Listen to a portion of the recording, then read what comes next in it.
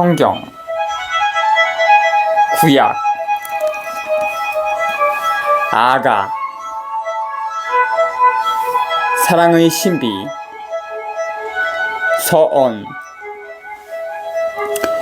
이 책 제목을 가장 정확하게 옮기자면 빼어난 노래, 가장 아름다운 노래가 될 것이다. 사실 이 책은 사랑을 노래한 대중가요 모음집이다. 이 노래들은 아마 신랑 신부를 왕과 왕비로 부른 결혼 축제 때 불렀을 것이다. 이런 노래들을 어떤 편집자가 모으고 선별하여 일종의 극작시로 꾸민 다음 그 저자를 이스라엘 안에서 지혜 문학의 원조로 여기던 솔로몬으로 삼았다. 시적 가치가 아주 높은 이 책의 최종 형태는 주전 5세기 또는 6세기로 올라간다. 아가를 어떻게 해석할 것인가? 첫째로 이 책은 가장 깊고 보편적이고 뜻깊은 인간 체험, 즉 사랑을 다룬 지혜 문학서다. 그러나 이 사랑은 인간 사랑인가 아니면 하나님 사랑인가? 우리는 아가가 이 두 사랑을 뗄 수 없게끔 노래한다고 말할 수 있다. 인간이라는 피조물이 하나님의 모습대로 하나님을 닮게 창조되었기 때문이다. 창세 1장 26부터 27. 요한은 사랑은 하나님에게서 오는 것입니다. 사랑하는 이는 모두 하나님에게서 태어났으며 하나님을 압니다. 하나님께서는 사랑이시기 때문입니다. 1요한 4, 7에서 8. 고 말한다. 여자와 남자가 나누는 사랑 또는 사람끼리 나누는 사랑은 서로 사랑하는 인간 존재들의 인격 안에 현존하여 계시는 하나님 자신의 거울, 나타나심 성사이다. 하나님께서는 이렇게 당신 사랑을 나타내고 인간들이 당신 및 자기네 자신을 대하여 가질 수 있는 가장 큰 체험인 사랑을 영원하게 하신다. 이 책은 사랑이라는 체험을 발견하고 생활화하라고 또 하나님께서 인간들을 위하는 사랑 자체이신 예수님의 인격 안에 나타나신다는 위대한 신비의 핵심을 발견하고 생활화하라고 초대한다. 요한 3장 16. 아가와 아가가 묘사하는 사랑은 인류를 위하시는 하나님의 열정적인 부드러운 사랑을 계시하는 비길 데 없는 비유로서 읽고 알아들을 필요가 있다.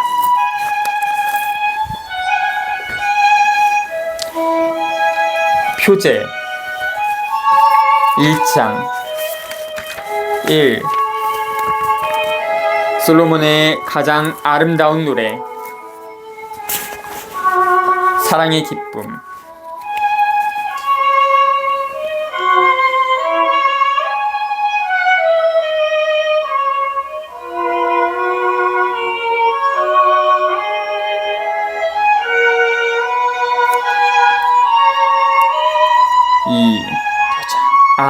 제발 그이가 내게 입 맞춰 주었습니다. 당신의 사랑은 포도주보다 달콤하답니다.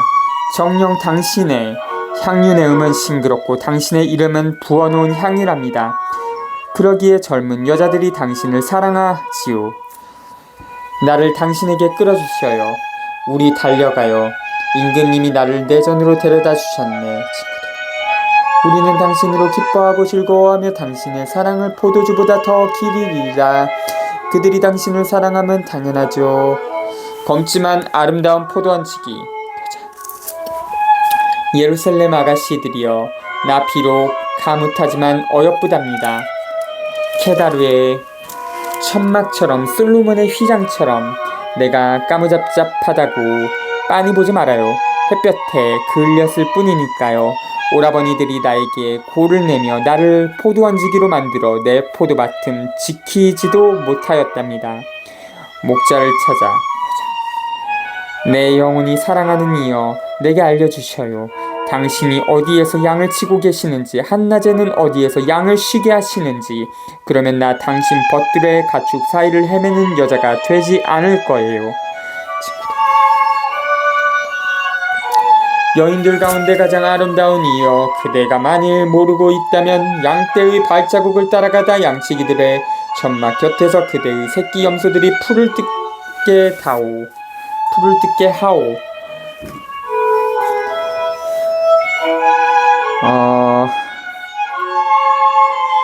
1장 1절. 솔로몬은 단순히 저자라기보다 지혜 문학의 원조다. 2절부터 4절. 이 시간은 갑작스럽게 격정적으로 시작한다. 여기에서는 다음에 펼쳐질 주제들, 즉 여자, 남자, 육체, 사랑의 취함, 정열, 소유, 관조 등이 그려진다. 준마와 같은 그대, 나의 애인이여, 나 그대를 바라보에 병거를 끄는 준마의 비길이다. 귀걸이 드리워진 그대의 뺨과 목걸이로 꾸며진 그대의 몫이 보기 어여쁘구려. 우리가 은굿을 박힌 금줄을 그대에게 만들어주리다. 연인의 향기. 임금님이 잔치상에 계시는 동안 나를 드는 향기를 피우네. 나의 연인은 내게 몰약 주머니 내 가슴 사이에서 밤을 지내네. 나의 연인은 내게 엔게디 포도밭의 해나 꽃송이여라. 사랑의 화답. 정녕 그대는 아름답구려. 나의 애인이여, 정녕 그대는 아름답구려. 당신의 두 눈은 비둘기라오. 여자. 정녕 당신은 아름다워요. 나의 연인이여, 당신은 사랑스러워요. 우리의 잠자리도 푸르답니다. 우리 집 들보는 향백나무, 석가리는 전나무랍니다. 나리꽃 같은 그대, 사과나무 같은 당신. 여자. 나는 사론의 수선나 골짜기에 나리꽃이랍니다. 남자. 아가씨들 사이에 있는 나의 애인은 엉겅퀴 사이에 핀 나리꽃 같구나. 젊은이들 사이에 있는 나의 연인은 숲속 나무들 사이에 사과나무 같답니다. 그이의 그늘에 앉는 것이 나의 간절한 소망, 그이의 열매는 내 입에 달콤하답니다. 만남과 포옹. 그이가 나를 연회장으로 이끌었는데 내 위에 걸린 그 깃발은 사랑이랍니다. 여러분, 건포도 과자로 내 생기를 돋우고 사과로 내 기운을 북돋아 주셔요.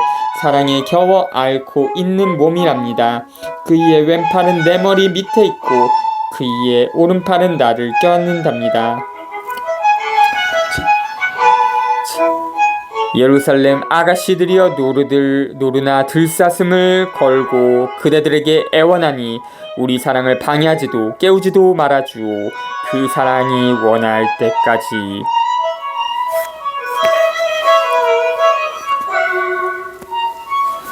애인의 창가에서. 내 연인의 소리 보셔요. 그이가 오잖아요. 산을 뛰어오르고 언덕을 뛰어넘어 오잖아요. 나의 연인은 노르나 젊은 사슴 같답니다. 보셔요. 그이가 우리 집 담장 앞에 서서 창틈으로 기웃거리고 창살 틈으로 들여다본답니다. 내 연인은 나에게 속삭이며 말했지요. 나의 애인이여, 일어나오. 나의 아름다운 여인이여, 이리 와주오. 자, 이제 겨울은 지나고 장마는 거쳤다오. 땅에는 꽃이 모습을 드러내고 노래의 계절이 다가왔다오. 우리 땅에서는 맷비둘기 소리가 들려온다오. 무화과나무는 이른 열매를 맺어 가고 포도나무 꽃송이들은 향기를 내뿜는다오. 나의 애인이여, 일어나오. 나의 아름다운 여인이여, 이리 와주오. 바이틈에 있는 나의 비둘기, 벼랑 속에 있는 나의 비둘기여, 그대의 모습을 보게 해주오. 그대의 목소리를 듣게 해주오. 그대의 목소리는 달콤하고 그대의 모습은 어여쁘다오. 연인이여, 돌아오셔요. 얘들아, 여우들을 잡아라. 저 작은 여우들을, 우리 포도밭을, 꽃이 한창인 우리 포도밭을 망치는 저것들을. 나의 연인은 나의 것, 나는 그이의 것. 그이는 나리꽃 사이에서 양을 치고 있네. 날이 서늘해지고 그림자들이 달아나기 전에 나의 연인이여 베텔산 위의 노루처럼 젊은 사슴처럼 어서 돌아오셔요. 2장 8절부터 17절. 삭막한 겨울 같은 기간이 지난 다음 남자는 봄처럼 한껏 싱싱한 사랑의 아름다움을 일깨우면서 사랑하는 여자를 찾아 나선다. 애인을 찾아. 3장 1. 나는 잠자리에서 밤새도록 내가 사랑하는 이를 찾아다녔네. 그 이를 찾으려 하였건만 찾아내지 못하였다네. 나 일어나 성읍을 돌아다니리라. 거리와 광장마다 돌아다니며 내가 사랑하는 이를 찾으리라. 그 이를 찾으려 하였건만 찾아내지 못하였다네. 성읍을 돌아다니는 야경꾼들이 나를 보았네. 내가 사랑하는 이를 보셨나요? 그들을 지나치자마자 나는 내가 사랑하는 이를 찾았네. 나 그 이를 붙잡고 놓지 않았네. 내 어머니의 집으로 나를 잉태하신 분의 방으로 인도할 때까지. 예루살렘 아가씨들이여, 노루나 들사슴을 걸고 그대들에게 애원하니 우리 사랑을 방해하지도 깨우지도 말아주오. 그 사랑이 원할 때까지. 3장 1절부터 5절. 고독한 밤은 사랑하는 이가 옆에 없음을 절절히 느끼게 하고 그를 찾는 안타까움을 못 견디게 한다. 합창은 신부가 신랑을 자기 어머니 집으로 데려가는 모습을 묘사한다. 아가에서는 신랑 신부를 왕과 왕비라고 부른다. 6절부터 11절. 합창은 신랑이 신부 집으로 오는 모습을 노래한다. 혼례의 행렬. 연기 기둥처럼 광야에서 올라오는 저 여인은 누구인가?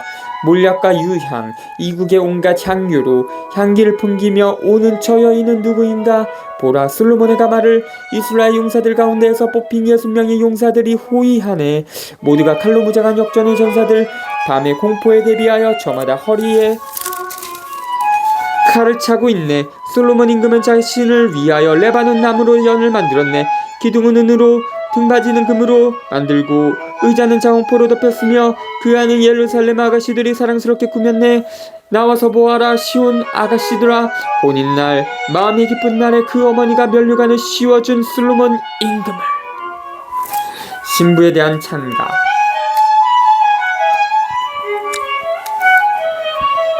남자 4장 1. 정녕 그대는 아름답구려. 나의 애인이여, 정녕 그대는 아름답구려. 너울 뒤로 얼보이는 그대의 두 눈은 비둘기라오. 그대의 머리채는 기랏 비탈을 내리닫는 염소떼 같다오. 그대의 이는 털을 깎으려고 세척장에서 올라오는 양떼 같다오. 모두 쌍둥이를 낳아 새끼를 잃은 것이 하나도 없구려. 진홍색 줄과 같은 그대의 입술, 그대의 입은 어여쁘기만 하오. 너울 뒤로 얼보이는 그대의 볼은 석류 조각 같다오. 다이탁 같은 그대의 목은 칭칭이 잘도 지어졌구려. 거기에는 1000개의 방패들이 달려있는데 모두가 용사들의 원방패들이구려. 그대의 두 젖가슴은 나리꽃 사이에서 풀을 뜯는 한 쌍의 젊은 사슴, 쌍둥이 노루 같다오. 날이 서늘해지고 그림자들이 달아나기 전에 나는 몰약산으로 유향산으로 가리다. 나의 애인이여, 그대의 모든 것이 아름다울 뿐 그대에게 흠이라고는 하나도 없구려. 레바논을 떠나. 나와 함께 레바논에서 나의 신부여, 나와 함께 레바논에서 떠납시다. 아마나산 꼭대기에서 스니르산과 헤르몬산 꼭대기에서 사자굴에서 표범산에서 내려갑시다. 신부에 대한 찬가. 나의 누이, 나의 신부여, 그대는 내 마음을 사로잡았소. 한 번은 눈짓으로, 그대 목걸이 한 줄로 내 마음을 사로잡았소. 나의 누이, 나의 신부여, 그대의 사랑이 얼마나 아름다운지. 그대의 사랑은 포도주보다 얼마나 더 달콤하고 그대의 향수 내음은 그 모든 향료보다 얼마나 더 향기로운지. 나의 신부여, 그대의 입술은 생청을 흘리고 그대의 혀 밑에는 꿀과 젖이 있다오. 그대의 옷의 향기는 레바논의 향기 같구려. 그대는 나의 청혼. 그대는 닫혀진 정원, 나의 누이, 나의 신부여. 그대는 닫혀진 정원, 공해진 우물. 그대의 색싹들은 성류나무 정원이라오. 맛깔스런 과일로 가득하고 거기에는 해나와 나르드와 사프란, 향초와 육개향, 온갖 향나무와 함께 몰약과 침향, 온갖 최상의 향료도 있다오. 그대는 정원의 샘, 생수가 솟는 우물, 레바논에서 흘러내리는 시내라오. 일어나 북새바람아, 오너라 마파라마, 불어라 내 정원에 온갖 향료들이 흘러내리게. 나의 연인이 자기 정원으로 와서 이 맛깔스런 과일들을 따먹을 수 있도록. 5장 1. 남자. 나의 누이, 나의 신부여, 나의 정원으로 내가 왔소. 내 몰약과 발삼을 거두고 꿀이든 내 꿀송이를 먹고 젖과 함께 내 포도주를 마신다오. 친구들, 먹어라 벗들아, 마셔라 사랑에 취하여라. 4장 1절부터 5장 1절. 결혼행진 다음 신랑이 부르는 사랑 노래는 신부의 매혹적인 눈부신 몸매를 축혀 세운다. 이 표현은 신부의 영적이고 육체적인, 내적이고 외적인 아름다움을 나타낸다. 5장 2절부터 6장 3절까지. 사랑하는 남자가 없으면 그를 찾아 나서도록 하고 남성미를 축혀 세우도록 한다. 이 주제는 다시 만나는 기쁨으로 마감된다.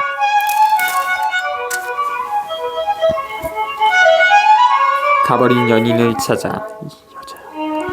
나는 잠들었지만 내 마음은 깨어 있었지요. 들어보셔요. 내 연인이 문을 두드려요. 내게 문을 열어주오. 나의 누이, 나의 애인, 나의 비둘기, 나의 티 없는 이여. 내 머리는 이슬로, 내 머리채는 밤이슬로 흠뻑 젖었다오. 옷을 이미 벗었는데 어찌 다시 입으오리까? 발을 이미 씻었는데 어찌 다시 더럽히오리까? 나의 연인이 문틈으로 손을 내밀자 내 가슴이 그이 때문에 두근거렸네. 나의 연인에게 문을 열어주려고 일어났는데 내 손에서는 몰약이 뚝뚝 뜯고 손가락에서 녹아 흐르는 몰약이 문빗장 손잡이 위로 번졌네. 나의 연인에게 문을 열어주었네. 그러나 나의 연인은 몸을 돌려 가버렸다네.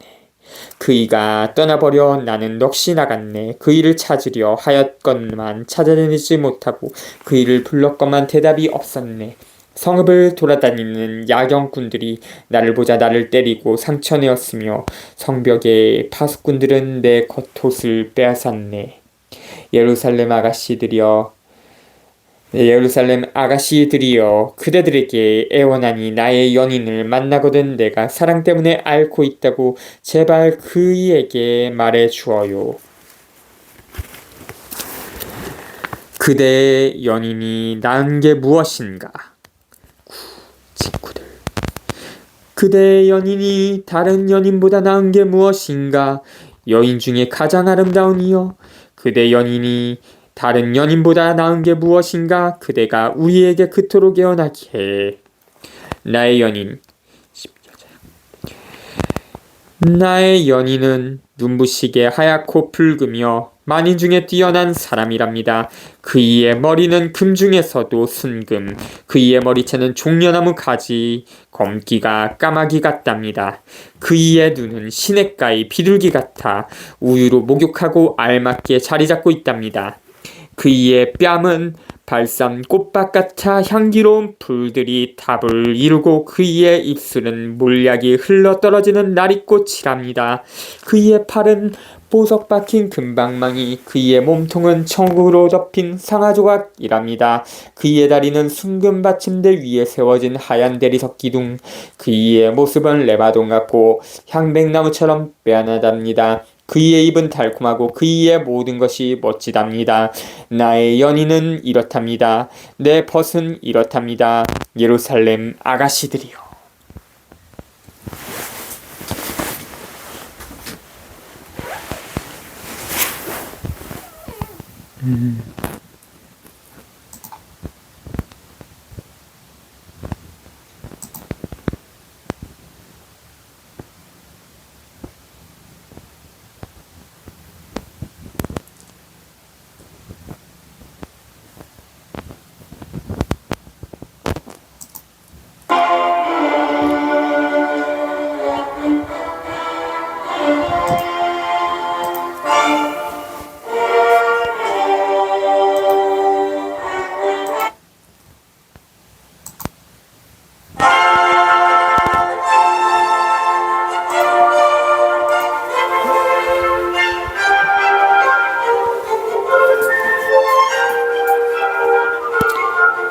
그대 연인은 어디로? 6장 1. 그대 연인은 어디로 갔는가? 여인 중에 가장 아름다운 이여, 그대 연인은 어디로 갔는가? 우리가 그대와 함께 그를 찾으리다. 나는 정원, 그이는 목자. 여자. 나의 연인은 자기 정원으로 발삼 꽃밭으로 내려갔어요. 정원에서 양을 치며 나리꽃을 따르고 내려갔어요. 나는 내 연인의 것, 내 연인은 나의 것, 그이는 나리꽃 사이에서 양을 친답니다. 그대의 빼어난 아름다운 나의 애인이여, 그대는 티르차처럼 아름답고 예루살렘처럼 어여뻐기를 든 군대처럼 두려움까지 자아낸다오. 나에게서 당신의 눈을 돌려주어 나를 어지럽게 만드는구려. 그대의 머리채는 기랏을 내리닫는 염소떼 같다오. 그대의 이는 세척장에서 올라오는 어미 양떼 같다오. 모두 쌍둥이를 낳아 새끼를 잃은 것이 하나도 없구려. 너울 뒤로 얼보이는 그대의 볼은 석류 조각 같다오. 견줄 데 없는 애인. 왕비가 60명, 후궁이 80명, 궁녀는 수없이 많지만 나의 비둘기, 나의 티 없는 여인은 오직 하나, 그 어머니의 오직 하나뿐인 딸, 그 생모가 아끼는 딸. 그를 보고 아가씨들은 복되다 하고 왕비들과 후궁들은 칭송한다네. 새벽빛처럼 솟아오르고 달처럼 아름다우며 해처럼 빛나고 길을 든 군대처럼 두려움을 자아내는 저 여인은 누구인가? 암미나딕과 만나다. 나는 대추 야자나무 새싹을 보려고 포도나무가 꽃을 피웠는지 석류나무가 봉우리를 맺었는지 보려고 호두나무 정원으로 내려갔네. 나 자신도 모르는 사이에 나는 암미나딥의 병거에 올라타게 되었네. 6장 4절부터 12절. 신부의 아름다움을 다시 노래한다. 사랑은 사랑하는 여인을 유일하고 비길 데 없는 여인으로 바꾸어 놓는다. 7장 1. 친구들 돌아와요 돌아와요 술람밋이여 돌아와요 돌아와요. 우리가 그대를 바라볼 수 있도록 너희는 어찌하여 술람밋이 두 줄 윤물을 축이라도 하는 듯 바라보느냐. 아름다운 애인. 오 귀족집 따님이여, 샌들 속에 그대의 발은 어여쁘기도 하구려. 그대의 둥근 허벅지는 목걸이처럼 예술가의 작품이라오. 그대의 배꼽은 동그란 잔 향긋한 술이 떨어지지 않으리라. 그대의 배는 나리꽃으로 불린 밀더미. 그대의 두 젖가슴은 한 쌍의 젊은 사슴 쌍둥이 노루 같다오. 그대의 목은 상아탑, 그대의 두 눈은 헤스본의 밧라빔 성문가에 있는 못. 그대의 코는 다마스쿠스 쪽을 살피는 레바논 탑과 같구려. 그대의 머리는 카르멜산 같고 그대의 두리워진 머리채는 정실 같아. 임금이 그 머리 단에 사로잡히고 말았다오. 정녕 아름답고 사랑스럽구려. 오 사랑 환희의 여인이여. 그대의 키는 야자나무 같고 그대의 젖가슴은 야자송이 같구려. 그래서 나는 말하였다오. 나 야자나무에 올라 그 꽃송이를 붙잡으리라. 그대의 젖가슴은 포도송이, 그대 코의 숨결은 사과, 그대의 입은 좋은 포도주 같아라. 그래요, 나는 나의 연인에게 곧바로 흘러가는 잠자는 이들의 입술로 흘러드는 포도주랍니다. 나는 내 연인의 것, 그이는 나를 원한답니다.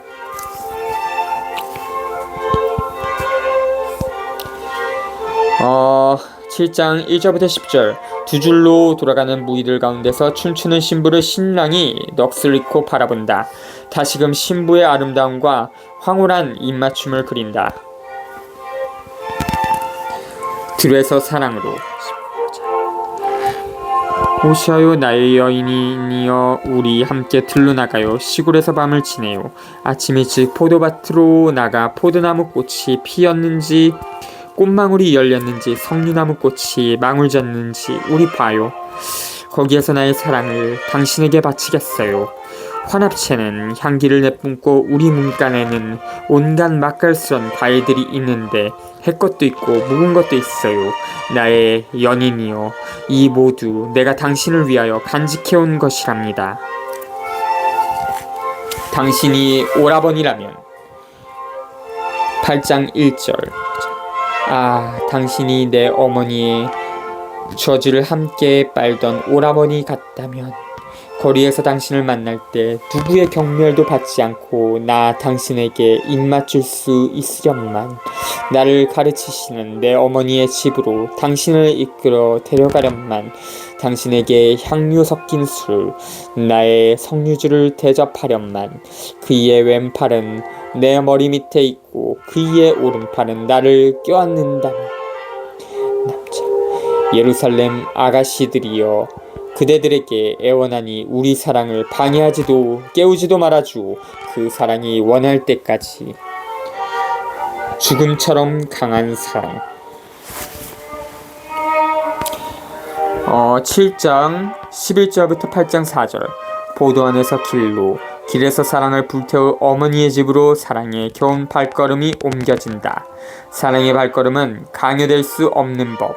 사랑은 지 갈 길을 간다.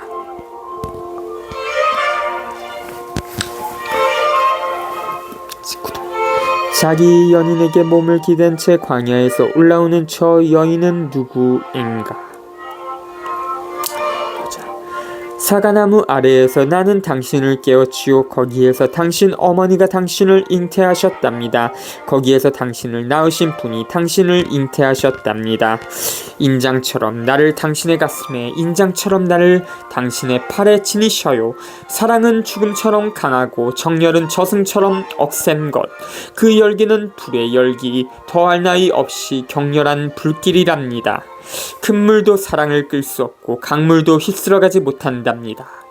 누가 사랑을 사려고 제 집에 온 재산을 내놓는다 해도 사람들이 그를 경멸할 뿐이랍니다. 8장 5절부터 7절. 이 대목이 아가의 절정이다. 사랑은 두 사람을 죽음의 벽을 넘어서서 결합시키는 헤아릴 수 없고 깨뜨릴 수 없는 신비다. 사랑은 사고팔 수 없다. 그 이유는 사랑이야말로 하느님께서 인간과 인류에게 주시는 최고의 선물이기 때문이다. 요한은 서로 사랑합시다. 사랑은 하느님에게서 오는 것이기 때문입니다. 라고 말한다. 1요한 4장 7절부터 8절. 8절부터 14절. 이 대목은 후대에 덧붙여진 것이다. 첫 번째 노래는 누이를 보호하는 형제들의 노래다. 그 다음에 그 어떤 보호도 마다하는 누이의 답변이 나온다. 11에서 12절에 뒤따르면 사랑하는 사람은 다른 모든 것을 뛰어넘는 가치를 알게 된다. 마지막 대화는 정작 끝이 아니다. 사랑의 모험은 계속된다. 어린 누이 동생. 여자의 오빠들. 우리에게는 누이가 하나 있네. 조그만 누이. 아직 젖가슴도 없다네. 누가 구혼이라도 하는 날이면 우리 누이를 어떻게 해야 하나. 그 애가 성벽이라면 그 위에다 은으로 성곽키를 세우고 그 애가 문이라면 향백나무 널빤지로 막아버리련만. 나는 성벽, 내 가슴은 탑과 같아요. 하지만 그이 앞에서는 화평을 청하는 여자랍니다. 두 포도밭. 솔로몬에게는 바알 하몬의 포도밭이 하나 있었네. 그는 그 포도밭을 소작인들에게 맡겨 수확의 대가로 저마다 은전 1000잎을 바치게 하였다네. 나의 포도밭은 오직 나에게만 속한다오. 그 은전 1000잎은 솔로몬 당신의 것이고 200잎은 수확을 거둔 소작인들 것이라오. 둘만의 만남을 향하여. 정원에 있는 그대여, 친구들이 그대 목소리에 귀 기울이고 있구려. 나에게만 들려주오. 나의 연인이여, 서두르셔요. 노루처럼 젊은 사슴처럼 되어 발상 산 위로 서둘러 오셔.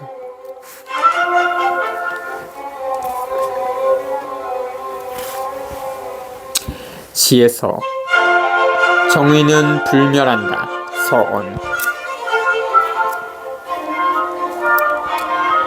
연대순으로 보아 지혜서는 구약성경의 마지막 책이다. 솔로몬의 지혜라는 명칭은 적당히 붙인 명칭이다. 지혜서의 저자는 알렉산드리아의 유다인으로서 이 책을 주전 50년경에 썼다. 그는 자기 책을 이스라엘에서 뛰어난 현자로 알아주는 솔로몬이 쓴 것으로 돌렸다. 이 책을 올바르게 평가하려면 그 책이 기록된 상황과 맥락 안에서 이해해야 한다. 알렉산드리아는 그리스의 중요한 정치, 문화의 중심지였다. 이 도시 주민 가운데 유다인이 20만 명이었다.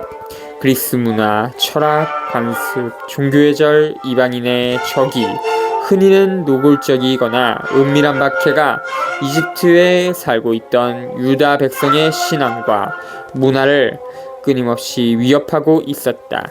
많은 유다인들은 사회에서 변두리로 물러나지 않으려고 자기네 신앙과 관습을 버린 나머지 자기네 본 모습을 잃고 우상숭배와 불의가 판치는 사회에 빌붙었다. 자기네 백성의 성경과 역사에 대한 의식이 철저한 저자는 그런 상황에 대처하려고 이 책을 쓴다. 이 책은 선조들의 역사와 종교의 유산을 다시 기억하게 함으로써 신앙을 다시 강화하고 희망을 살리려고 노력한다. 저자는 올바른 삶과 행복으로 이끌어주는 참된 지혜를 가르친다. 사고와 사상으로 얻은 문화가 아니라 하나님으로부터 나오는 지혜를 다룬다. 그리고 우상 숭배와 그로부터 나오는 불의한 삶에 반대한다. 이 신적 지혜가 하나님 백성의 역사를 인도했으며 하나님의 친구들이야말로 참된 행복을 누린다는 사실을 드러내 보인다. 달리 말해서 저자는 지혜 또는 참된 자아 실현에 대한 감각이 인간 노력의 결과에 그치지 않고 1차적으로 하나님께서 당신과 함께하는 사람들에게 공으로 주시는 선물임을 증명해 보인다. 이 책 전체는 정의는 죽지 않는다.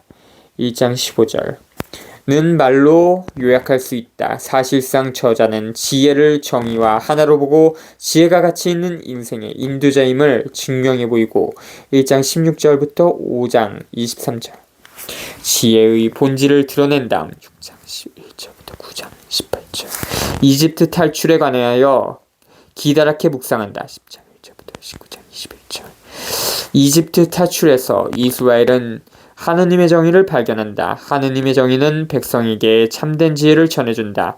이제 앞으로 모든 지혜는 정의의 실천을 뜻하고 정의를 참으로 실천하면 반드시 해방을 낳게 되어 있다.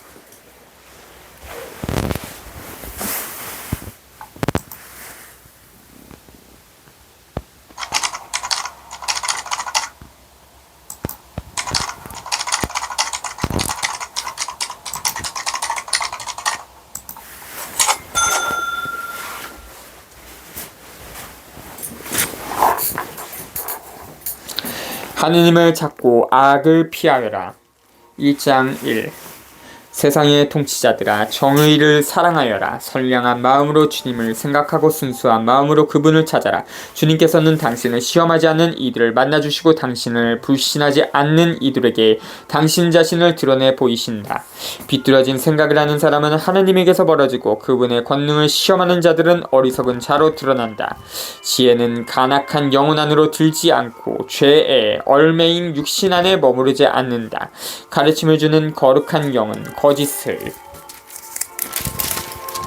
피해가고 미련한 생각을 꺼려 떠나가 버리며 불의가 다가옴을 수치스러워한다. 지혜는 다정한 영, 그러나 하느님을 모독하는 자는 그 말에 책임을 지게 한다. 하느님께서 그의 속생각을 다 아시고 그의 마음을 샅샅이 들여다보시며 그의 말을 다 듣고 계시기 때문이다. 온 세상에 충만한 주님의 영은 만물을 총괄하는 존재로서 사람이 하는 말을 다 안다. 그러므로 불의한 것을 짓거리는 자는 반드시 탄론하고 징계하는 정의가 그를 그냥 지나쳐버리지 않는다. 관계를 꾸미는 악인은 신문을 받고 그가 말하는 소리가 주님께 다다라 그 악행으로 벌을 받는다. 열성스러운 귀는 모든 것을 다 들으니 투덜거리는 소리도 그냥 넘기지 않는다. 그러니 조심하여 쓸데없이 투덜거리지 말고 비방하지 않도록 혀를 잡돌이 하여라. 혀를 잡돌이하여라. 은밀히 하는 말도 반드시 결과를 가져오고 거짓을 말하는 입은 영혼을 죽인다. 그릇된 생활로 죽음을 불러들이지 말고 자기의 행위로 파멸을 끌어들이지 마라. 하나님께서는 죽음을 만들지 않으셨고 산 이들의 멸망을 기뻐하지 않으신다. 하느님께서는 만물을 존재하라고 창조하셨으니 이 세상의 피조물이 다 이롭고 그 안에 파멸의 독이 없으며 저승의 지배가 지상에는 미치지 못한다. 정의는 죽지 않는다. 1장 1절부터 15절. 정의를 실천하게 하는 지혜라야 참된 지혜임을 발견할 때에 비로소 지혜는 절정에 이른다. 사실상 하느님의 지혜는 정의의 가장 정확한 표현이다. 왜냐하면 하느님의 계획은 모든 사람과 모든 백성과 모든 나라가 함께 사는 하느님의 나라를 겨냥하고 있기 때문이다. 불의를 꾀하는 지식은 죽음의 무기를 수없이 만들어낼 따름이다.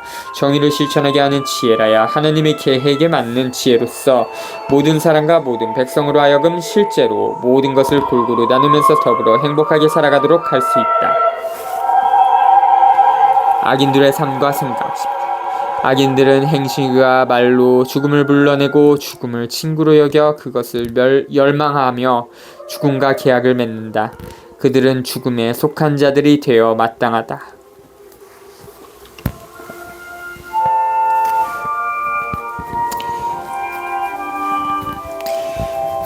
1장 16절부터 2장 24절. 이 본문은 불의한 자들의 생활 철학을 보여준다. 불의한 자들에게는 오로지 죽기 전에 존재하는 인생만이 있을 따름이다. 인생이 죽음으로 끝난다고 여기는 자들은 어떤 목표와 희망을 가지고 살아갈 것인가? 그런 자들은 많은 경우 될 수 있는 한 많이 소유하고 소비와 쾌락을 마음껏 즐기는 일 말고 다른 인생 목표가 없을 것이다. 그런데 어떤 사람들이 일도 별로 하지 않고 인생을 한가하게 즐기면서 살기 위해서는 다른 사람들이 그 대가를 치를 필요가 있다. 여기에서 사회의 불평등이 생긴다. 불평등한 사회에서는 똑똑한 자들과 특권층 사람들이 가난한 사람들을 착취하고 그 착취를 바탕으로 자기네 생활 수준을 지킨다. 믿음을 가진 사람은 그런 사회 건설이 거짓됨을 분명히 알고 있다. 거짓된 철학에 참여하지 않는 정의로운 사람은 그 거짓됨을 당당히 폭로한다. 정의로운 사람은 불의한 사람의 생활 방식에 커다란 걸림돌이 된다. 착취당하는 백성이 자기네가 특권층의 변덕에 휘둘리고 있음을 발견할 때 그들은 반발하고 죽음을 무릅쓰고 싸운다. 그리고 자기들이 불의를 거절하는 최고의 증인이 될 수 있음을 알게 된다. 이렇게 하여 그들은 생명으로 들어가는 문이 된다. 왜냐하면 정의로운 사람은 죽지 않기 때문이다. 1장 15절. 2장. 그들은 옳지 못한 생각으로 저희끼리 이렇게 말한다. 우리의 삶은 짧고 슬프다. 인생이 끝에 다다르면 묘약이 없고 우리가 알기로 저승에서 돌아온 자도 없다. 우리는 우연히 태어난 몸. 뒷날 우리는 잊지도 않았던 것처럼 될 것이다. 우리의 코스는 연기일 뿐이며 생각은 심장이 뛰면서 생기는 불꽃일 따름이다. 불꽃이 꺼지면 몸은 재로 돌아가고 영은 가벼운 공기처럼 흩어져 버린다. 우리의 이름은 시간이 지나면서 잊혀지고 우리가 한 일을 기억해 줄 자 하나도 없으리니 우리의 삶은 구름의 흔적처럼 사라져 가버린다. 햇살에 쫓기고 햇볕에 버티지 못하는 안개처럼 흩어져 가버린다. 우리의 한평생은 지나가는 그림자이고 우리의 죽음에는 돌아올 길이 없다. 정령 한번 봉인되면 아무도 되돌아오지 못한다. 자, 그러니 앞에 있는 좋은 것들을 즐기고 젊을 때처럼 이 세상 것들을 실컷 쓰자.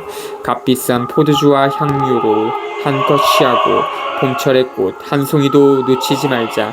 장미가 시들기 전에 그 봉오리들로 화관을 만들어 쓰자. 어떠한 풀밭도 우리의 이 환락에서 빠지는 일이 없게 하여라. 이것도 우리의 몫이고 저것도 우리의 차지니 어디에나 우리가 즐긴 표를 남기자. 가난한 의인을 억누로 가부라고 보아주지 말자. 백발이 성성한 노인이라고 존경할 것 없다. 약한 것은 스스로 쓸모없음을 드러내니 우리 힘이 의로움의 척도가 되게 하자. 의인에게 덫을 놓자 그자는 우리를 성가시게 하는 자, 우리가 하는 일을 반대하며 율법을 어겨 죄를 지었다고 우리를 나무라고 교육받은 대로 하지 않아 죄를 지었다고 우리를 탓한다. 하느님을 아는 지식을 지녔다고 공언하며 자신을 주님의 자식이라고 부른다. 우리가 무슨 생각을 하든 우리를 질책하니 그를 보는 것만으로도 우리에게는 짐이 된다. 정녕 그의 삶은 다른 이들과 다르고 그의 길은 유발나기만 하다. 그는 우리를 상스러운 자로 여기고 우리의 길을 부정한 것인 양 피한다. 의인들의 종말이 행복하다고 큰소리치고 하느님이 자기 아버지라고 자랑한다. 그의 말이 정말인지 두고 보자. 그의 최후가 어찌 될지 지켜보자. 의인이 정녕 하느님의 아들이라면 하느님께서 그를 도우시어 적대자들의 손에서 그를 구해주실 것이다. 그러니 그를 모욕과 고통으로 시험해보자. 그러면 그가 정말 온유한지 알 수 있을 것이고 그의 인내력을 시험해 볼 수 있을 것이다. 자기 말로 하느님께서 돌보신다고 하니 그에게 수치스러운 죽음을 내리자. 악인들의 그릇된 생각. 이렇게 생각하지만 그들이 틀렸다. 그들의 악이 그들의 눈을 멀게 한 것이다. 그들은 하나님의 신비로운 뜻을 알지 못하며 거룩한 삶에 대한 보상을 바라지도 않고 흠없는 영혼들이 받을 상급을 인정하지도 않는다. 정녕 하느님께서는 인간을 불멸의 존재로 창조하시고 당신 본성의 모습에 따라 인간을 만드셨다. 14. 그러나 악마의 시기로 세상에 죽음이 들어와 죽음에 속한 자들은 그것을 맛보게 된다.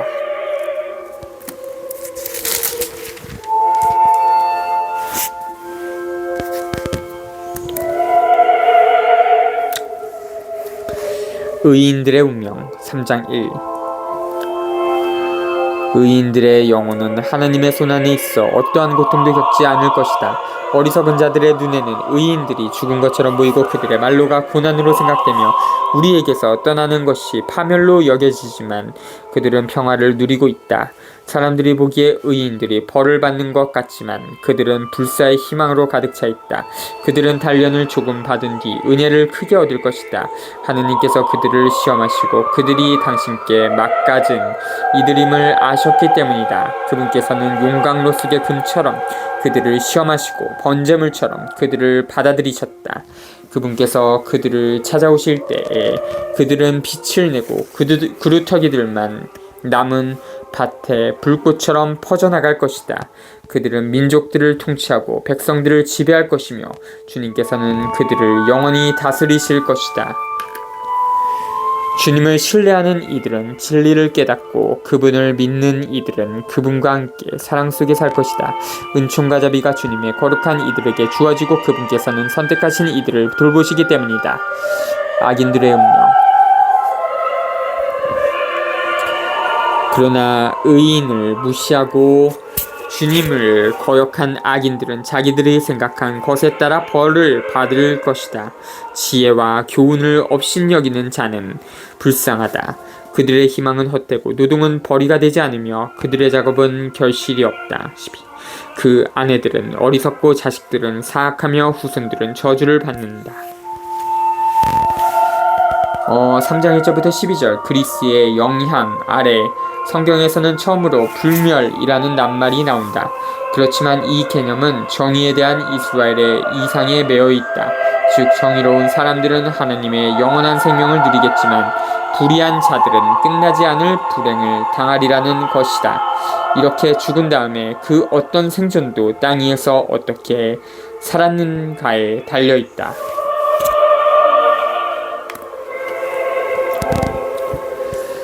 자식 없는 의인과 자식 많은 악인. 13. 행복하여라. 자식을 낳지 못해도 정결한 여자. 죄되는 잠자리에 들지 않은 여자. 하느님께서 영혼들을 찾아오실 때에 그는 결실을 볼 것이다.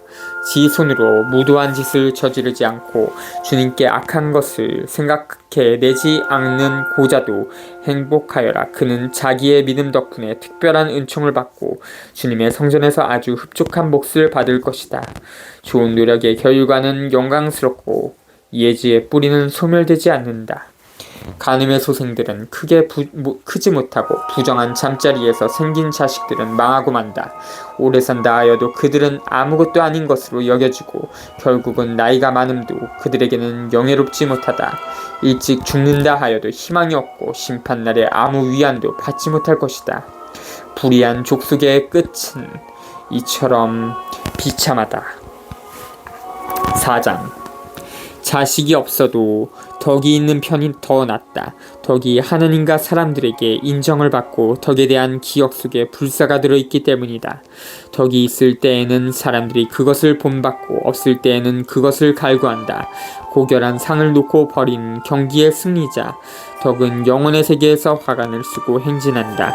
그러나 악인들에게는 자손이 아무리 많아도 소용이 없다.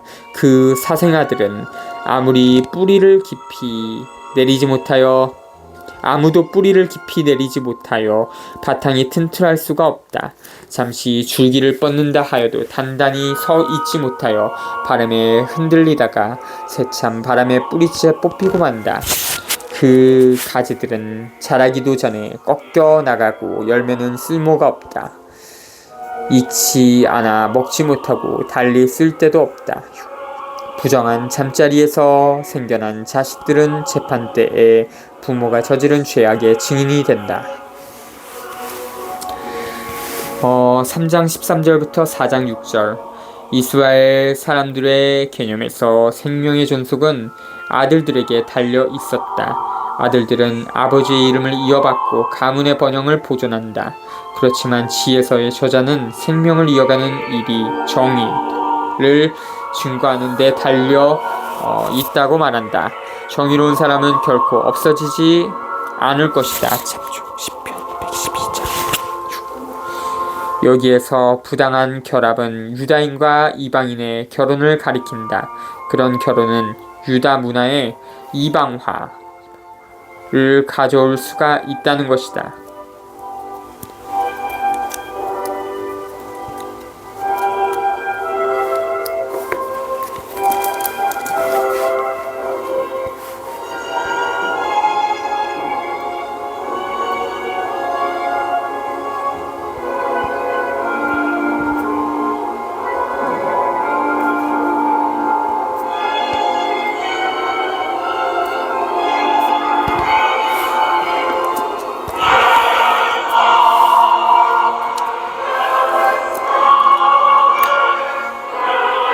4장 7절부터 19절. 이스라엘 사람들에게 정의 실천에 대한 보상은 오래 살 수 있는 수명이었다.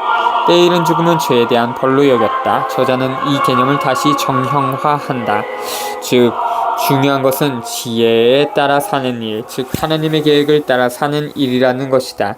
하나님의 계획은 정의를 발견하고 증거하도록 인도한다. 정의로운 사람의 때이른 죽음은 일반적으로 정의 실현을 위한 투쟁에 참여함으로 말미암은 것이다. 정의로운 가난한 사람들도 마찬가지다. 따라서 그런 사람은 온전한 생명 안으로 들어간다.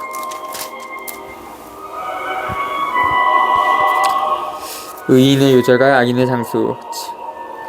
의인은 때일에게 죽더라도 안식을 얻는다. 영예로운 나이는 장수로 결정되지 않고 살아온 횟수로 셈해지지 않는다. 사람에게는 예지가 곧 백발이고 티 없는 삶이 곧 원숙한 노년이다. 하느님 마음에 들어 그분께 사랑받던 그는 죄인들과 살다가 자리가 옮겨졌다. 악이 그의 이성을 변질시키거나 거짓이 그의 영혼을 기만하지 못하도록 들어 올려진 것이다. 악의 마력은 좋은 것들을 무색하게 만들고 솟구치는 욕망은 순수한 전신을 훼손하기 때문이다. 짧은 생애 동안 완성에 다다른 그는 오랜 세월을 채운 셈이다.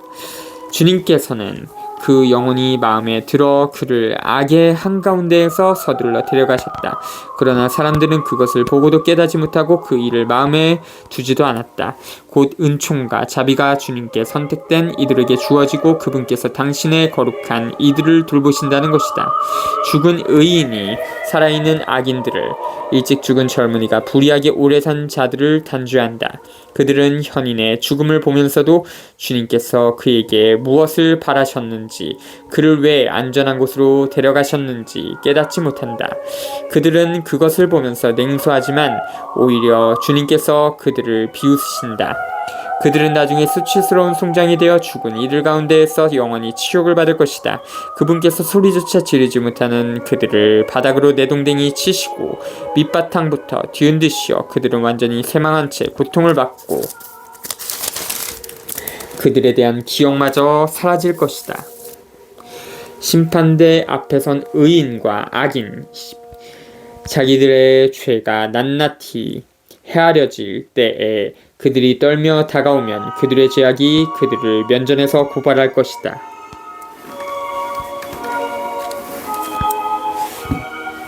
5장. 그때에 의인은 커다란 확신을 가지고 자기를 괴롭힌 자들 앞에, 자기의 노고를 경멸한 자들 앞에 나설 것이다. 악인들은 의인을 보고 극심한 공포로 떨며 그 뜻밖의 구원에 깜짝 놀랄 것이다. 그들은 후회하고 마음이 괴로워 신음하며 저희끼리 말할 것이다. 저자는 우리가 한때 웃음거리로 놀림감으로 삼던 자가 아닌가. 우리는 어리석기도 하였구나. 우리는 그의 삶을 미친 짓이라고, 그의 죽음을 수치스러운 것이라고 생각하였지. 그런데 어떻게 하여 저자가 하느님의 아들 가운데 들고 거룩한 이들과 함께 지 몫을 차지하게 되었는가? 그렇다면 우리가 진리의 길을 벗어났고 정의의 빛이 우리를 비추지 않았으며 해가 우리 위로 떠오르지 않은 것이다. 우리는 불법과 파멸의 엉겅퀴에 말려든 채 인적 없는 광야를 걸어가며 주님의 길을 알지 못하였다. 우리의 자존심이 무슨 소용이 있었으며 자랑스럽던 그 큰 재산이 우리에게 무슨 이득이 있었는가?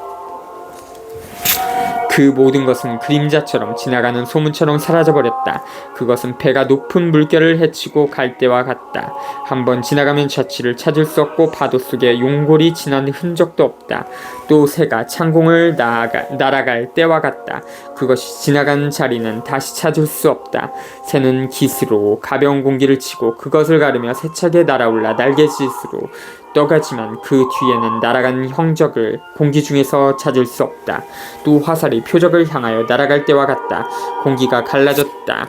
곧바로 다시 합쳐져 날아간 길을 아무도 알지 못한다. 우리도 이처럼 태어나자마자 사라져버린 것, 남에게 보일만한 덕의 형적조차 남기지 못하고 악의로 우리 자신을 소모하였을 뿐이다. 악인의 희망은 바람에 날리는 건불 같고 태풍에 흩날리는 가벼운 거품 같다. 그것은 바람 앞의 연기처럼 흩어지고 단 하루 머물렀던 손님에 대한 기억처럼 흘러가 버린다. 의인들이 받을 영광. 그러나 의인들은 영원히 산다. 주님께서 그들에게 보상하시고 지극히 높으신 분께서 그들을 보살피신다.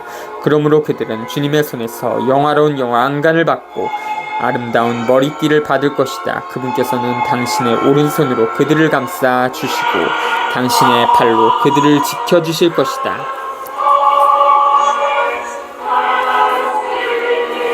주님께서는 당신의 원수들을 징벌하시려고 당신의 열정을 갑옷으로 입으시고 온 피조물을 무장시키실 것이다.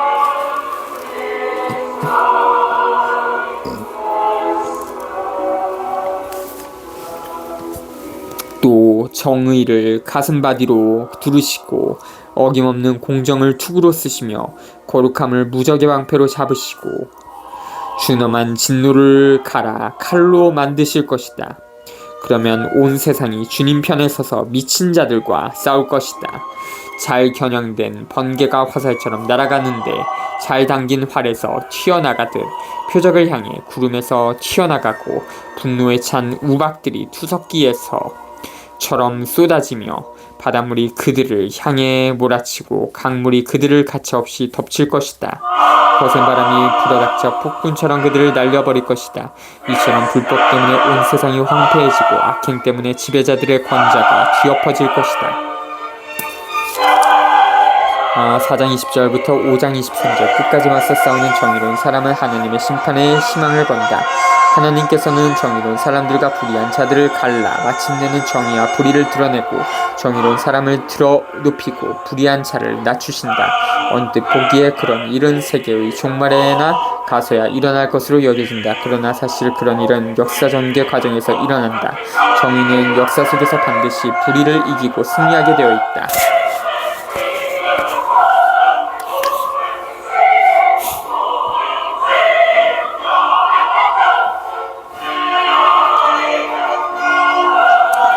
지혜를 찾아라. 6장 임금들아 들어라. 그리고 깨달아라. 세상 끝까지 통치하는 자들아 배워라. 많은 백성을 다스리고 수많은 민족을 자랑하는 자들아 귀를 기울여라. 너희의 권력은 주님께서 주셨고 통치권은 지극히 높으신 분께서 주셨다. 그분께서 너희가 하는 일들을 점검하시고 너희의 계획들을 검열하신다. 너희가 그분 나라의 신하들이면서도 올바르게 다스리지 않고 법을 지키지 않으며 하나님의 뜻을 따르지 않았기 때문이다. 그분께서는 지체 없이 무서운 모습으로 너희에게 들이닥치실 것이다. 정령 높은 자리에 있는 자들은 엄격한 심판을 받을 것이다. 미천한 이들은 자비로 용서를 받지만 권력자들은 엄하게 재판을 받을 것이다. 만물의 주님께서는 누구 앞에서도 움츠러들지 않으시고 누가 위대하다고도 하여 어려워하지도 않으신다. 작거나 크거나 다 그분께서 만드셨고 모두 똑같이 생각해 주신다. 그러나 세력가들은 엄정하게 심리하신다. 그러니 군주들아 내가 너희에게 하는 말을 듣고 지혜를 배워 탈선하는 일이 없도록 하여라. 거룩한 것을 거룩하게 지키는 이들은 거룩한 사람이 되고 거룩한 것을 익힌 이들은 변호를 받을 것이다. 그러므로 너희가 나의 말을 갈망하고 갈구하면 가르침을 얻을 것이다. 6장 1절부터 11절 저자는 모든 당국자들에게 자기 자신을 현명한 왕 솔로몬으로 드러낸다. 저자는 경고로 시작하고 있다. 당국자들은 하느님의 뜻에 복종하여 다스려야 하고 정의를 볼 수 있게 해야 하는 기능과 의무를 가지고 있다. 성경의 관점에서 정의는 억압하고 착취하는 자들에게서 힘없고 보잘것없는 가난한 사람들을 구원하는 데 있다. 따라서 당국자들의 책임은 아주 무겁다. 백성의 생사가 그들에게 달려있다. 그 책임을 다했는지의 여부에 따라서 심판이 달라질 것이다. 모든 당국자들은 정의를 실천했는지의 여부에 따라서 그들의 행위가 사회적으로 끼친 영향에 따라서 심판을 받을 것이다. 권력자들은 엄하게 심판을 받을 것이다. 왜냐하면 그들의 결정과 행동에 많은 사람들의 자유와 생명이 달려있기 때문이다. 지혜는 찾기 쉽다. 지혜는 바래지 않고 늘 빛이 나서 그를 사랑하는 이들은 쉽게 알아보고 그를 찾는 이들은 쉽게 발견할 수 있다. 지혜는 자기를 갈망하는 이들에게 미리 다가가 자기를 알아보게 해준다. 지혜를 찾으러 일찍 일어나는 이는 수고할 필요도 없이 자기 집 문간에 앉아 있는 지혜를 발견하게 된다. 지혜를 깊이 생각하는 것 자체가 완전한 예지다. 지혜를 얻으려고 깨어있는 이는 곧바로 근심이 없어진다. 지혜는 자기에게 맞가진 이들을 스스로 찾아 돌아다니고 그들이 다니는 길에서 상냥하게 모습을 드러내며 그들의 모든 생각 속에서 그들을 만나준다. 지혜의 시작은 가르침을 받으려는 진실한 소망이다. 가르침을 받으려고 염원함은 지혜를 사랑하는 것이고 지혜를 사랑함은 그 법을 지키는 것이며 법을 따름은 불멸을 보장받는 것이고 불멸은 하나님 가까이 있게 해주는 것이다. 그리하여 지혜를 향한 소망은 사람을 왕위로 이끌어준다. 그러니 민족들을 다스리는 군주들아 너희가 왕자와 왕후를 즐기거든 지혜를 존중하여라. 그러면 영원히 다스리게 될 것이다. 12절부터 21절 지혜는 모호한 상태에서 상황에 따라 분별력을 발휘함으로써 자라고 깊어지는 건전한 감각이다. 배우고 싶은 열망이 출발점이다. 도착점은 우리의 이승살이를 넘어서 있다. 지혜의 완성은 하나님의 분별력 자체다. 솔로몬이 알려주는 지혜. 이제 나는 지혜가 무엇이며 어떻게 생겨났는지 알려주겠다. 너희에게 어떠한 신비도 감추는 일 없이 지혜가 생겨난 시초부터 자취를 더듬으며 그에 대하여 아는 바를 분명하게 드러내는데 진리에서 벗어나지도 않고 사람을 좀먹는 시기를 결코 길벗으로 삼지도 않겠다. 시기는 지혜와 자리를 함께할 수 없기 때문이다. 현자가 많음은 세상의 구원이며 현명한 임금은 백성의 안녕이다. 그러니 내 말을 듣고 가르침을 받아라. 너희에게 득이 될 것이다. 솔로몬도 한낱 인간이었다. 7장. 나도 다른 모든 이와 마찬가지로 죽어야 할 인간으로서 흙으로 빚어진 첫사람의 후손이다. 어머니 뱃속에서 몸이 꼴을 갖추었고 한 남자의 씨와 잠자리의 쾌락을 통하여 10달 동안 피로 뭉쳐졌다. 나도 태어나서는 같은 공기를 들이마시고 같은 땅에 떨어졌으며 첫소리도 다른 모든 이와 마찬가지로 우는 것이었고 포대기에 쌓여 보살핌을 받으며 자라났다. 임금도 모두 인생을 똑같이 시작한다. 삶의 시작도 끝도 모든 이에게 한 가지다. 솔로몬은 지혜를 존중하였다. 그래서 내가 기도하자 나에게 예지가 주어지고 간청을 올리자 지혜의 영이 나에게 왔다. 나는 지혜를 왕홀과 왕자보다 더 좋아하고 지혜에 비기면 많은 재산은 아무것도 아니라고 생각하였으며 값을 헤아릴 수 없는 보석도 지혜와 견주지 않았다. 온 세상의 금도 지혜와 마주하면 한 줌의 모래이고 은도 지혜 앞에서는 진흙처럼 여겨지기 때문이다. 나는 지혜를 건강이나 미모보다 더 사랑하고 빛보다 지혜를 갖기를 선호하였다. 지혜에서 끊임없이 광채가 나오기 때문이다. 지혜와 함께 좋은 것이 다 나에게 왔다. 지혜의 손에 헤아릴 수 없이 많은 재산이 들려 있었다. 지혜가 이끌고 왔으므로 나는 그 모든 것을 즐겼다. 그러나 그것들이 지혜의 소산임을 몰랐다. 나는 욕심없이 배웠으니 아낌없이 나누어 주고 지혜가 지닌 많은 재산을 감추지 않는다. 14. 지혜는 사람들에게 한량없는 보물, 지혜를 얻은 이들은 그 가르침이 주는 선물들의 추천으로 하느님의 벗이 된다. 6장 22절부터 7장 14절. 솔로몬의 지혜는 이스라엘에서 전설적인 것으로 여김을 받고 있었다. 오늘날까지 많은 사람들은 현자가 되려면 많은 돈과 지식이 필요하다고 생각한다. 그렇지만 스스로를 솔로몬 왕으로 제시하는 저자는 지혜 앞에서는 모든 사람이 평등하고 동등한 기회를 받는다고 말한다. 중요한 사실은 많은 사람들이 지혜가 하나님의 선물임에도 그 지혜를 주시도록 하나님께 간청하는 법을 잊고 있다는 것이다. 많은 경우 재산과 지식은 지혜에 대한 감각을 얻는 데 걸림돌이 될 수가 있다.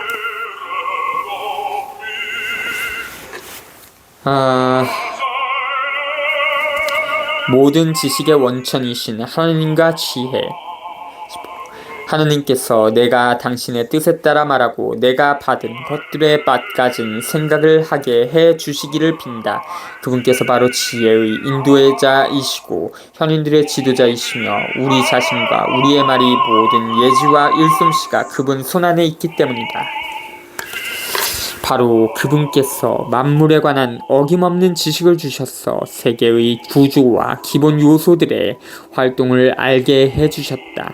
또 시간의 시작과 끝과 중간 동지 하지의 변경과 계절의 변화, 해가 바뀌는 것과 별자리, 짐승들의 본능과 야수들의 성질, 영들의 힘과 사람들의 생각, 갖가지 식물과 그 뿌리의 효험을 알게 해주셨다. 그리하여 나는 감추어진 것도 드러난 것도 알게 되었으니. 7장 15절부터 21절. 지혜는 인간 안에 내적 감각을 길러주는 하나님의 선물이다. 이 내적 감각이 만사의 내적 의미를 깨닫게 하여 우주적 조화를 이루게 해준다. 이 내적 감각에 힘입어 인간은 자연을 파괴함이 없이 자연과 조화를 이룰 수 있다. 7장 22절부터 8장 1절 여기에서는 지혜의 신비스런 기원에 대하여 말하고 하나님의 생명에 참여하는 일에 대하여 말한다. 하나님으로부터 나온 지혜는 만물에 침투하고 끊임없이 생명을 새롭게 하고 특히 인간 존재의 생명을 새롭게 한다. 신약 성경이 이 성체를 계속하면서 예수님 안에서 인간이 되고 그 다음에는 성령과 하나 되는 지혜를 보여줄 것이다. 예수님 및 아버지와 더불어 몸바치는 모든 사람이 지혜를 받는다. 이런 모양으로 지혜는 인류 안에 현존하여 우주를 하나님의 영원한 계획의 실현을 우주를 하나님의 영원한 계획의 실현을 향해 이끌어간다. 모든 것을 만든 장인인 지혜가 나를 가르친 덕분이다. 지혜의 본성. 지혜 안에 있는 정신은 명석하고 거룩하며 유일하고 다양하고 섬세하며 민첩하고 명료하고 청절하며 분명하고 손상될 수 없으며 선을 사랑하고 예리하며 자유롭고 자비롭고 인자하며 항구하고 확고하고 평온하며 전능하고 모든 것을 살핀다. 또 명석하고 깨끗하며 아주 섬세한 정신들을 모두 통찰한다. 지혜는 어떠한 움직임보다 재빠르고 그 순수함으로 모든 것을 통달하고 통찰한다. 지혜는 하느님 권능의 숨결이고 전능하신 분의 영광의 순전한 발산이어서 어떠한 오점도 그 안으로 기어들지 못한다. 지혜는 영원한 빛의 광채이고 하나님께서 하시는 활동에 티없는 거울이며 하나님 선하심의 모상이다. 지혜는 혼자이면서도 모든 것을 알 수 있고 자신 안에 머무르면서 모든 것을 새롭게 하며 대대로 거룩한 영혼들 안으로 들어가 그들을 하느님의 법과 예언자로 만든다. 그래서 하느님께서는 지혜와 함께 사는 사람만 사랑하신다. 지혜는 해보다 아름답고 어떠한 별자리보다 빼어나며 빛과 견주어 보아도 그보다 더 밝음을 알 수 있다. 밤은 빛을 밀어내지만 악은 지혜를 이겨내지 못한다. 8장 1절 지혜는 세상 끝에서 끝까지 힘차게 퍼져가며 만물을 훌륭히 통솔한다.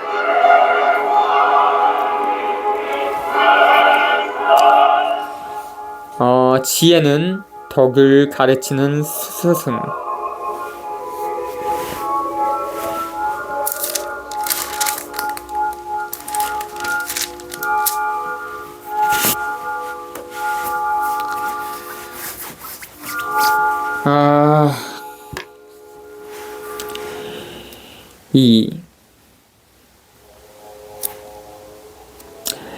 나는 지혜를 사랑하여 젊을 때부터 찾았으며 그를 아내로 맞아들이려고 애를 썼다. 나는 그 아름다움 때문에 사랑에 빠졌다. 지혜는 하느님과 같이 살아 자기의 고귀한 태생을 빛냈으며 만물의 주님께서는 그를 사랑하셨다. 지혜는 하나님의 지식을 전해받아 하나님께서 하실 일을 선택하는 이가 되었다. 살아가면서 많은 재산을 갖는 것이 바람직하다면 모든 것을 이루는 지혜보다 더 큰 재산이 어디 있겠는가? 예지가 능력이 있다면 만물을 지어낸 장인인 지혜보다 더 큰 능력을 가진 것이 어디 있겠는가? 누가 의로움을 사랑하는가? 지혜의 노고에 덕이 따른다. 정령 지혜는 절제와 예지를 정의와 용기를 가르쳐준다. 사람이 사는 데에 지혜보다 유익한 것은 없다. 누가 폭넓은 경험을 원하는가? 지혜는 과거를 알고 미래를 예측하며 명언을 지어내고 수수께끼를 풀 줄 알며 표징과 기적을 시간과 시대의 변천을 미리 한다. 삶의 반려자인 지혜. 그래서 나는 지혜를 맞아들여 함께 살기로 작정하였다. 지혜가 나에게 좋은 조언자가 되고 근심스럽고 슬플 때에는 격려가 됨을 알았기 때문이다. 나는 지혜 덕분에 백성 가운데에서 영광을 받고 젊으면서도 원로들에게 존경을 받으며 재판할 때에는 예리하다고 인정받고 권력자들은 나를 보고 경탄할 것이다. 내가 침묵하면 그들은 기다리고 말을 하면 주의를 기울이며 내가 길게 이야기하면 감탄하여 손을 입에 갖다 댈 것이다. 나는 지혜 덕분에 불사에 이르고 내 뒤에 오는 이들에게 영원한 기억을 남길 것이다. 나는 백성들을 통솔하고 민족들은 나에게 복종하며 무서운 군주들도 내 소문을 들으면 두려워할 것이다.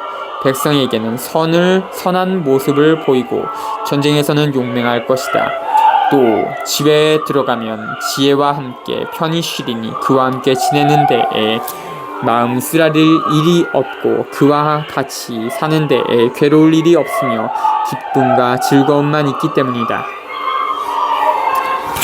8장 2절부터 16절 지혜는 온 우주 안에 현존하여 계시는 하나님의 계획이다.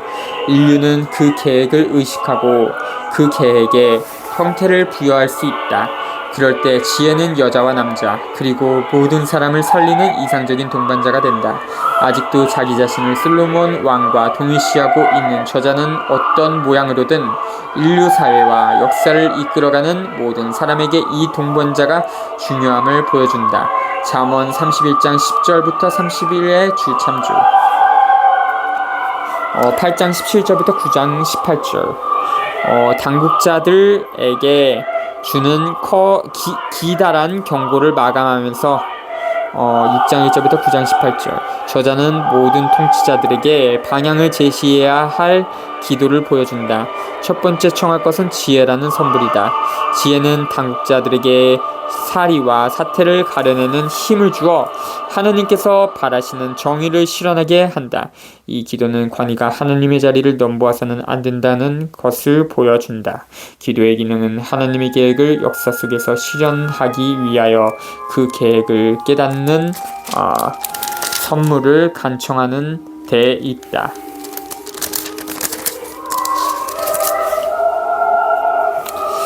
지혜는 하느님의 선물.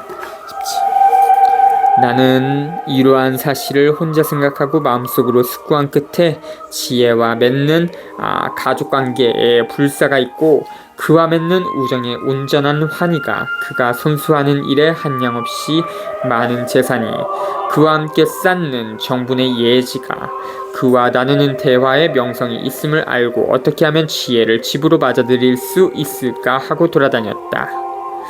나는 재능을 타고났으며 훌륭한 영혼을 받은 아이였다.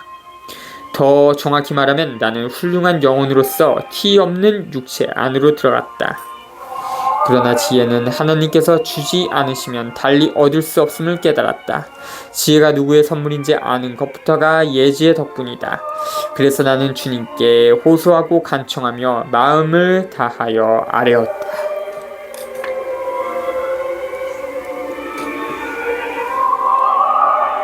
자주